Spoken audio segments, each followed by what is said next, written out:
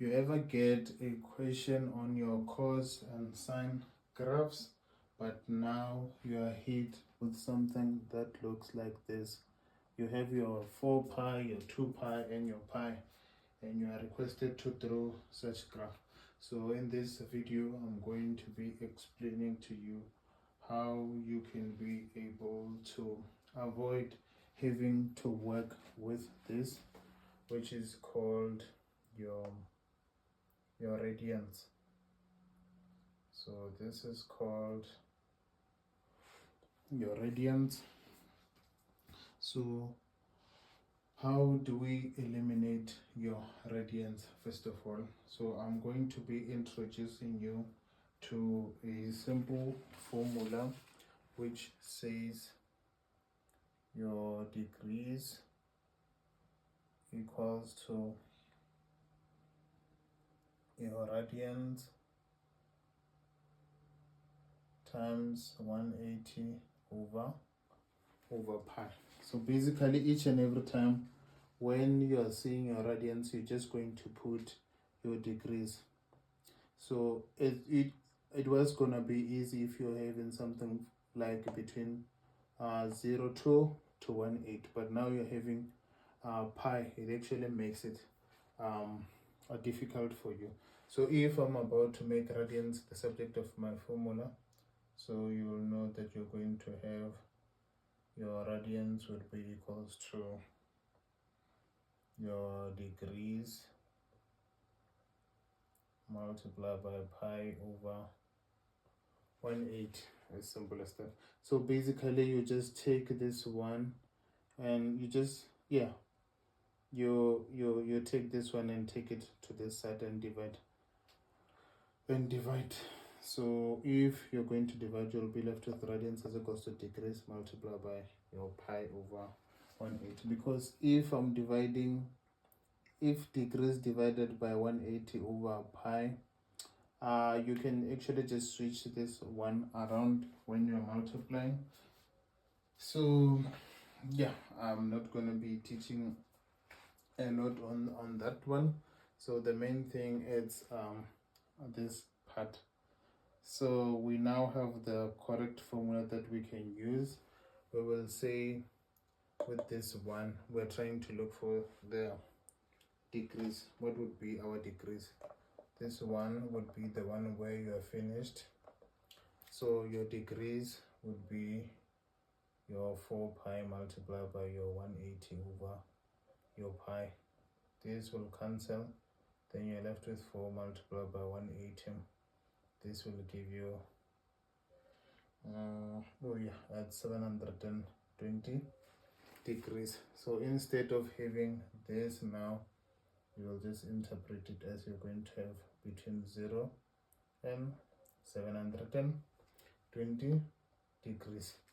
So with this one, I think almost everyone is just able to draw it, but if you're not, that's not a problem. I'm going to teach you how you can be able to do that. So basically, if you're seeing brackets that are looking like this, these are just to tell you that you are restricted. You can only work in between 0 or from the starting point 0 up to your 720. So you're going to say now you have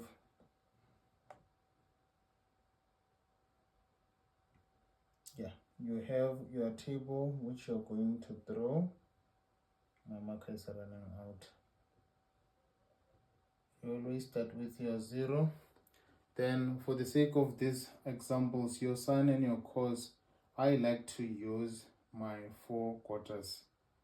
So if you're going to use 4/4 on this one, your graph is going to come out nicer. So I'm going to have 1, 2, 3, 4. So remember, 4/4, they will actually make your graph look good. So when I'm saying my 4/4, I'm excluding this as 0. So now how do you work this out? We said, okay, our value that we've worked out here at 720. So if I'm going to be having 4 quarters, I'm going to be dividing this 720 by 4. Then if you divide your 720 by 4, you get your 180. So it means here you're going to write your 180. Your 180 plus your 180, this will give you 360. Then your 360 plus 180, this will give you 540. Then 540 plus 180, this will give you your 720. You see, we're still working in between 0 to 720, the way they suggested or restricted us to. 720, I divided it by 4 for the 4 quarters of our normal course graph. Remember, your normal course graph will always look like a W shape. You're going to have something that looks like this, but for your sine graph, what are you going to have? You're having two, you're basically going to be having your 2 S shape. You're going to be having your one on the left, and you're going to have another one on the right. So I'm just gonna start it here. It's just gonna be easy for me. You're having something that looks like this, then gonna come like that. Then now you're going to be having that region where you have your -1 and 1 here, -1, 1 here. Also, that's one of those questions. If you're getting this thing, they ask you what is the maximum and minimum of your graph. You always go and input this 1 and -1 back in your graph. Then you determine the values. So I think we also done a similar example, an explanation when it comes to this. So now you're going to go and work out the value that, okay, what is my cos of 0? This is 1. Then cos of 180 -1, then 360. This is 1, 540 -1, 720. Then this is 1. So now you actually have to go and draw this up. And I said we have to do it in 4 quarters. We have 1, 2, 3, 4. So if you're doing it in 4 quarters, it actually comes out looking good. Yeah, even that 180 here, that 360, that 440, that 720, that your 0, it's here. So this side you have your 1, this side you have your -1. So I'm just gonna do it like this so that I can be able to reference. So when you are having your 0, you get your 1. So my first point is going to be here. Your 180, it goes to -1. Your 360, it goes to 1. Then your 540, it goes to -1. Then your 720, it goes to your 1. So you remember the shape for that one, it always gives you a W. So one thing that I like to do, you see, for these shapes that are in between here, the cleanest way to make sure your graph looks good is to write caps where you are having your dots. You're going to write a cap that looks like this, and here you're going to write a cap that looks like that. Here you're going to have a cap that looks like this. So you know when you're going to draw your graph, you'll just do this, then you come and do this, come and do this, then you do it like that.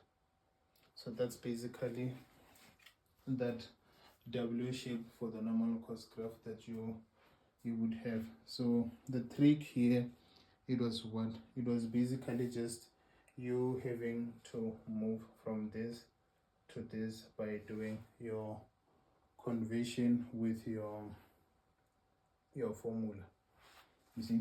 So from now on, I hope that you feel confident in drawing your cos and sine graph by avoiding your radians. But if you know radians, you can still do it, because now you can even go back and replace these values, the 180, the 360, and the 540, using your own Casio. You just reverse using this formula and put your radians here and say your radians is equals to degrees multiplied by pi over 180. Then you put your degree in your calculator. Then you'll say your 180 multiplied by your 180 over pi. When you punch on your calculator, it's going to give you those radians here. So you would have been done with your graph now. Then now you come back and write those actual radians, because they gave you this graph in radians and not in degrees. So basically these degrees were to help you through your graph. So when you're going to do the final one, you're going to write those actual radians that you would have within this graph, because even the memorandum is going to include the radians.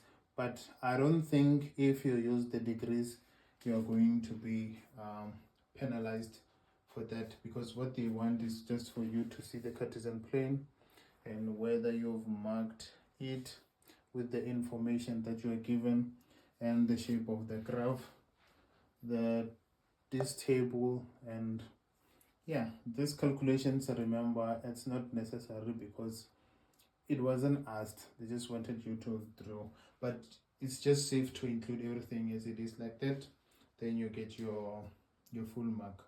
So yeah, if you found this video useful, please like or consider subscribing to the channel. See you on the next video.